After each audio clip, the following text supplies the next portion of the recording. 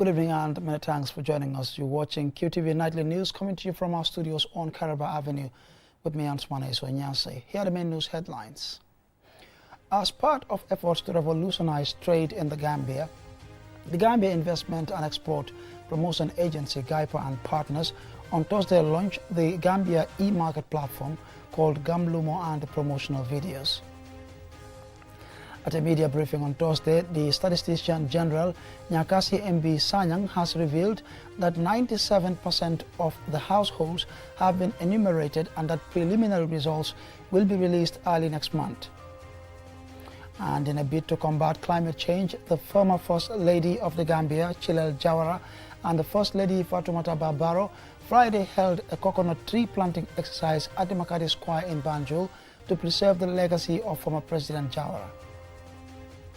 The National Council for Civic Education, in partnership with the British Embassy, Thursday held a validation of the draft training manual and guidelines on inclusion of children with disabilities in education. And in international news, around 733 million people faced hunger in 2023, equivalent to 1 in 7 people globally and 1 in 5 in Africa, according to United Nations specialized agencies.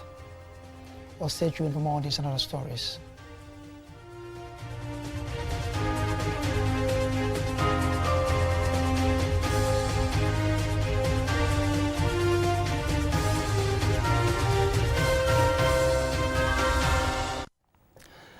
Now, as part of efforts to revolutionize trade in the Gambia Investment and Export Promotion Agency, GAIPA, and the Commonwealth Secretariat on Thursday launched the Gambia e-market platform called Gam Lumo and promotional videos.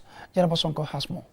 The launch of the Gambia e-market, or Gam Lumo, is part of the implementation of the National Export Strategy 2021 to 2025. The e-marketplace aims to revolutionize trade, promote and deliver Gambian products to the global market. Here is the CEO of GAIPA, Usainu Senghor. Still we remain, are we ready as a country? Yes, this effort to start the platform is a true manifestation to trade promotion and digitalization as the compelling factors that still remain and will continue to be. To this note, we must accept the fact that the process requires human capacity development and the required material and financial resources to ensuring continuity and support us to the next level where 60% of all Gambian businesses get onto the platform in the next 5 to 10 years. The Gambia e-market will also be used to market Destination Gambia. Local products and services such as leather materials, fabrics, local foods, amongst others, will be available on the platform. Here is the Minister of Tourism and Culture, Abdoulaye Joe. Creating the necessary awareness of the wonderful tourism credentials of the Smiling Coast cannot happen without a top-notch destination video which we have been delivered to the tourism sector. That will amplify and showcase all the best of the Smiling Coast in terms of culture, tourism attractions, the flora and fauna, majestic River Gambia, and all the rich biodiversity. As part of the launch, GAIPA and Afrexim Bank collaborated to get Gambians on board the Africa Trade Gateway called MANSA. The gateway facilitates trade, support building a single market, funding opportunities, and advocate for good governance for businesses and financial institutions across the continent. My excitement is partly triggered by the knowledge that the platforms have the capacity, the capability to promote trade, more so the penetration of international markets. I'm aware that the micro, small and medium enterprises in this country face challenges in penetrating international markets. Consequently, we intend at the ministry to partner with the Afrexim Bank to provide access to financing, which is a key component, using our Enterprise Development Fund, a semi-autonomous trust fund within the ministry. The e-market platform was developed and launched with funding and technical assistance from the Commonwealth Secretariat. Retired Honorable Patricia Scotland is the Commonwealth Secretary General. We are all part of a bustling global marketplace which transcends physical boundaries and, with the right approach, creates huge opportunities. This is precisely what the National Export Strategy envisions. It is hoped that the launch of the e-market platform will enable entrepreneurs to benefit from the initiative and maximize their potential in the competitive global market and contribute to promoting Gambian goods and services and Destination Gambia. Reporting for QTV News, I am Jenna Basonko. Now, at a media briefing on Thursday, the Statistician General Nyakasi MB Sanyang has revealed that 97% of the households have been enumerated during the Population and Housing Census, and that preliminary results will be released to the public on or before August 9, 2024. Julian Jai tells us more. Officials of the Gambia Bureau of Statistics said although the 2024 Population and Housing Census has ended, the public is being notified that GBOS enumerators will be available until Wednesday, the 31st of July 2024, to visit households that are not counted. Nyakasi MB Sanyang, Statistician General, gave an update on the listing exercise and enumeration of households. Evidence from the geographic information system and the synchronized data showed that 99% of structures in the country have been listed. It's important to highlight that the 99% listing coverage rate for the country is an important milestone, considering that census coverages are never 100%. On the status of the census enumeration, we are pleased to inform you that significant progress has been registered. Now, as of yesterday, July 24th, data synchronized from the field showed that about 97% of the estimated total population has been enumerated. On the payment of the remaining 70% of the census personnel, the Statistician General says the Project Implementation Unit of GBOS, his worker, has so far paid all those recruited to work in various positions during the census, especially those whose names were submitted. Mr. Sanyang further elaborates. We should remember that each personnel was contracted separately and payment was attached to successful performance and appropriate submission of devices handed to them for the exercise. Some payments have been reviewed due to issues related to malhandling of devices, theft of tablets and laptops. Also, there were others whose contracts were terminated due to their unscrupulous behavior. The Statistician General also explains when they intend to release preliminary census results. We intend to release the preliminary results to the general public on or before August 9th. This will be followed by the gradual release of the thematic reports. GBOS and partners will endeavor to produce all the reports within a time frame of 3 months from end of July 2024. In a separate development, 15 motorbikes were presented to GBOS to facilitate their work. Mr. Sanyang again.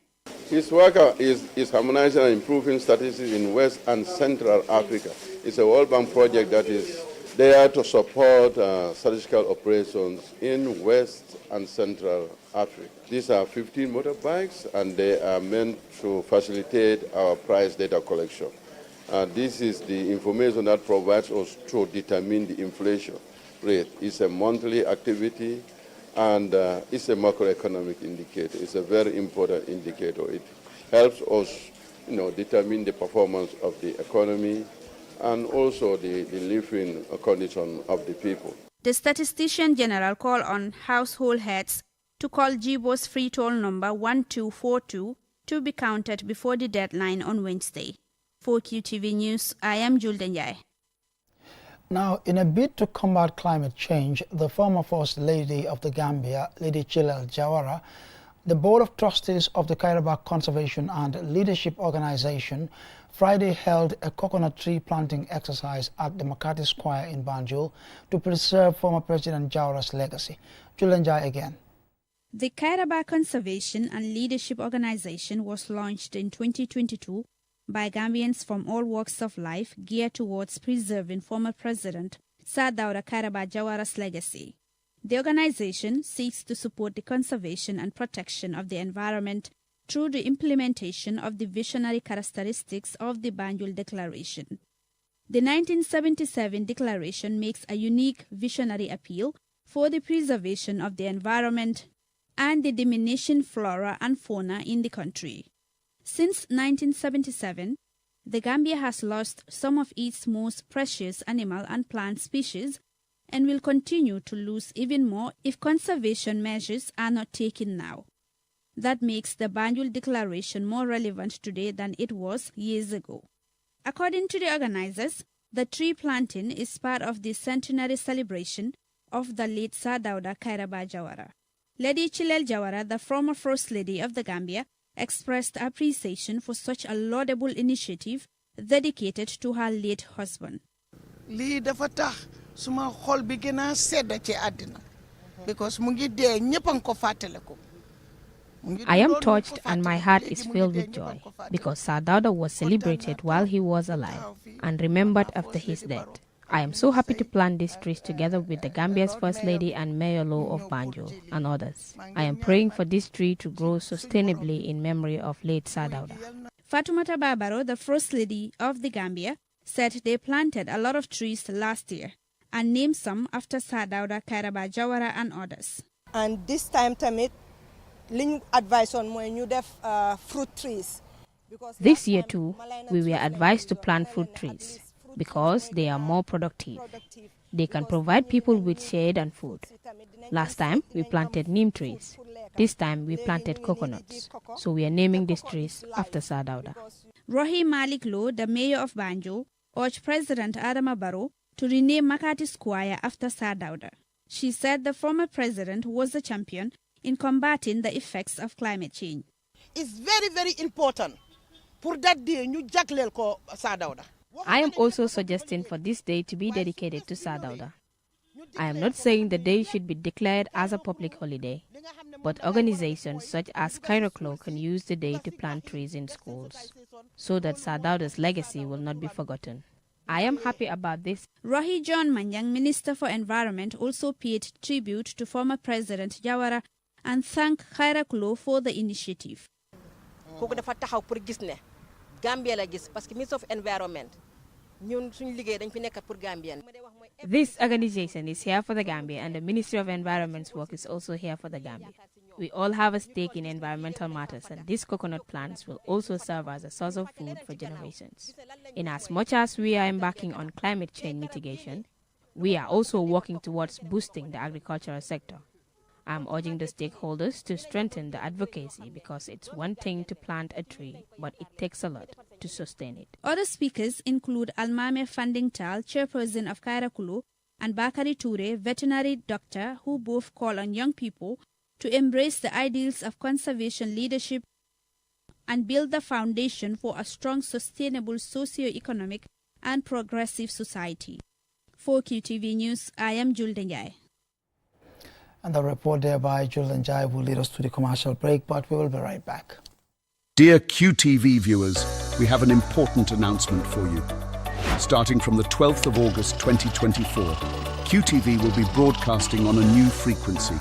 To continue enjoying your favorite shows, please make sure to update your satellite settings to our new frequency before the 12th of August 2024. QTV's new frequency is Eutelsat 7A, 7E, transponder 12686H3 0000. With this change, we aim to bring you an even better viewing experience with clearer picture and sound. We apologize for any inconvenience this may cause and thank you for your understanding. Stay tuned to QTV, where your favorite programs just keep getting better. QTV, a new era in broadcasting. You want a place where your kids would partake in out-of-box learning, physical stimulating activities, fun and socially interactive games? Well then, the only place to take your children is the Q City Kids Summer Camp 2024. It's a 6-week camp with interesting activities such as outdoor adventures, health and fitness, arts and craft, sports spectacular, water fun and safety, cooking lessons and dancing lessons. Prices: daily $200 only, weekly $900, full package $5,000, daily snacks and lunch packages $350 only. Q City Leisure Complex is situated at Bigelow Turntable. Contact our front desk at 3372-489 or 50-62713. Q City Kids Summer Camp 2024, the only place to bring your kids.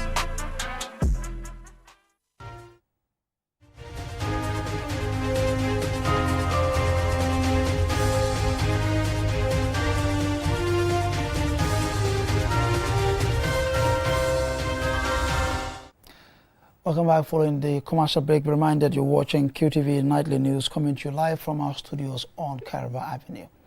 Now, the National Council for Civic Education, in collaboration with partners, on Thursday held a validation of the draft training manual and guidelines on inclusion of children with disabilities in education. Here is Lena Igwenyiba. The validation forum brought together stakeholders to discuss, review and provide critical feedback on the training manual and guidelines. The aim is to enhance the resource, equipping educators, administrators, support staff, caregivers and communities with the skills and knowledge to effectively integrate children with disabilities into the education system. Serin Fai, chairman of the NCCE, highlighted ongoing challenges for children with disabilities despite existing protection guidelines. A lack of inclusive infrastructure, limited specialized teachers, negative social attitudes, inadequate data, and limited access to assertive technology. As a result, many children with disabilities are denied the opportunity to go to school, face discrimination, and are unable to fully participate in the learning process. Arman Ganho, UNICEF country representative, and Momodou Sawane, representative of the Ministry of Gender, Children and Social Welfare, both reiterated their commitment to overcoming these challenges for children with disabilities.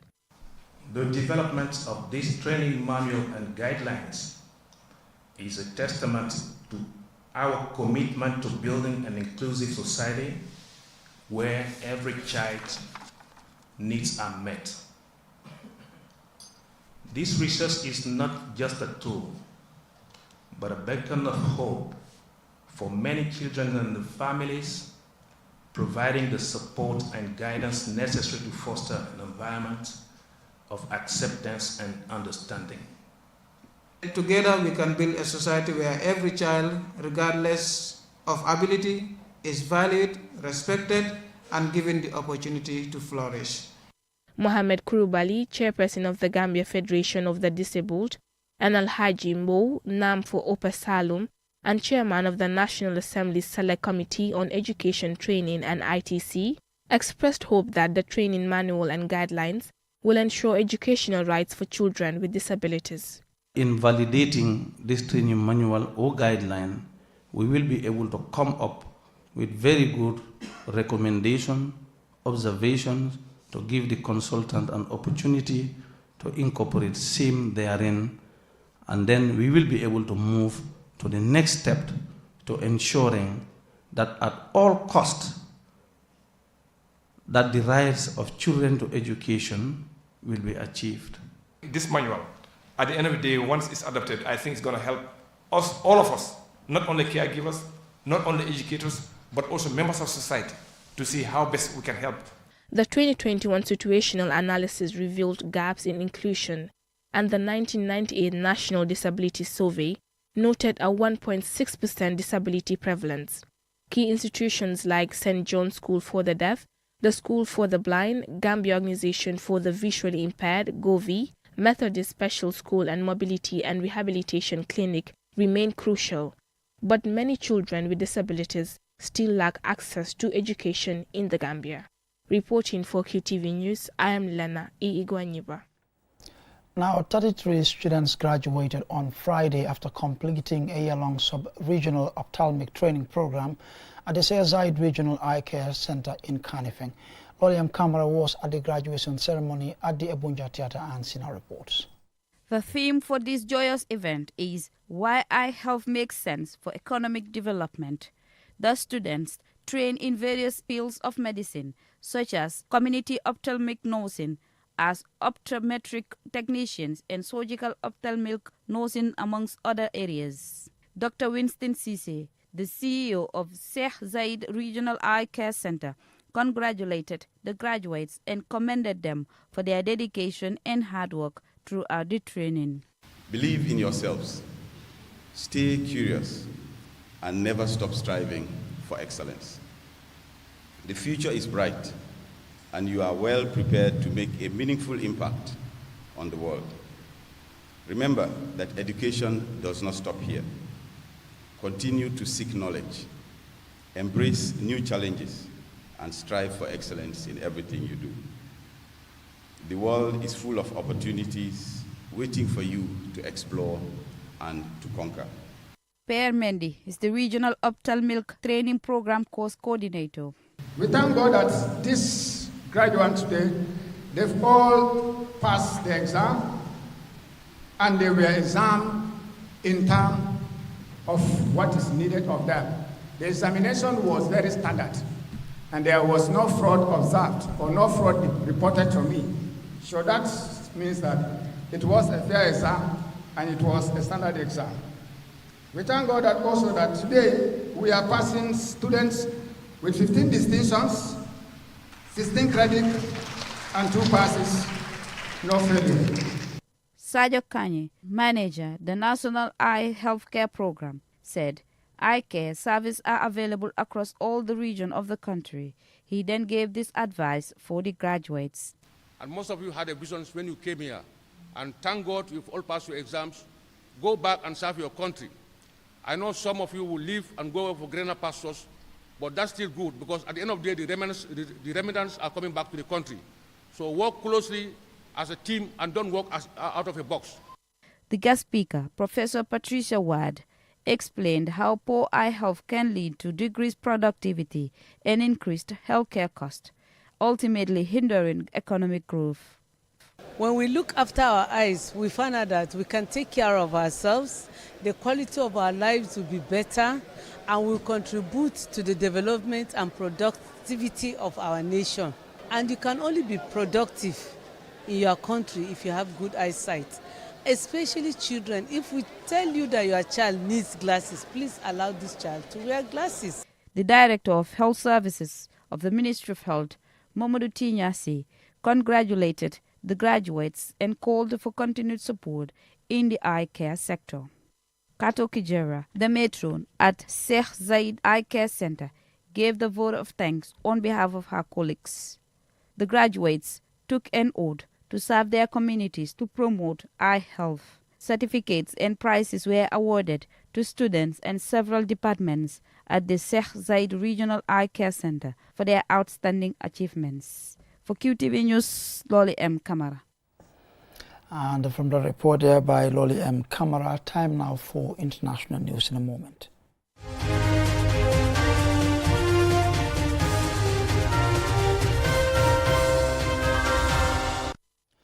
Now, around 733 million people faced hunger in 2023, equivalent to 1 in 11 people globally and 1 in 5 in Africa, according to the latest State of Food Security and Nutrition in the World report published today by 5 United Nations specialized agencies. More in this report.